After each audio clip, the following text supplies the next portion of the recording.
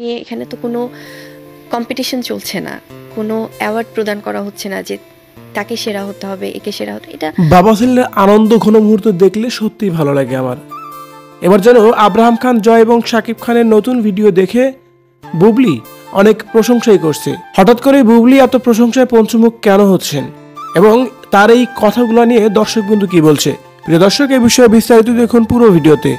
শবনম ইয়াসমিন বুবলি অতীতে আব্রাহাম খান জয়ের ভিডিও বা ছবি দেখলেই তাকে নিয়ে কটাক্ষ করে কথা বলতেন। আর এই বুবলির কারণেই সোশ্যাল মিডিয়ায় আব্রাহাম খান জয়ের কোনো ভিডিও এবং ফটো আপলোড করা হতো না গত 7 মাস ধরে।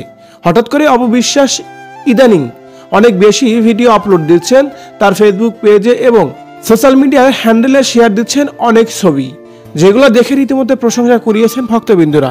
কিন্তু গতকালকে একটি ভিডিও আপলোড দেওয়া হয়েছিল শাকিব খানের সাথে আব্রাহাম খান জয়ের, যে ভিডিওটি অনেক বেশি প্রশংসা পেয়েছে। আর সেই ভিডিওটি দেখে রীতিমতো প্রশংসা করেছে বুবলি এবং বলেছেও, বাবা ছেলের এমন ভালোবাসা দেখলে সত্যি আমার অনেক বেশি ভালো লাগে। বাবা এত ব্যস্ত থাকার পরেও ছেলেদের এমনভাবে সময় দেয়, এটা কিন্তু অনেকটাই অসাধারণ একটু কাজ। তাই আমি চাই প্রত্যেকটা বাবাই যেন তার প্রত্যেকটা সন্তানকেই সমানভাবে সুন্দরভাবে ভালোবাসেন। সারা জীবন যেন মন মানসিকতা এরকম একই থাকে। এভাবে যেন তাদের এই নতুন ভিডিওটি দেখে ইঙ্গিতপূর্ণভাবে বুবলি এভাবে কথা বলছিলেন। তার কারণ বুবলিকে নিয়ে সোশ্যাল মিডিয়ায় অনেক বেশি আলোচনা হচ্ছিল যে বুবলি সবসময় আব্রাহাম খান জয়কে নিয়ে নেগেটিভ কথা বলে থাকেন এবং জয়কে প্রতিবন্ধী বলে থাকেন।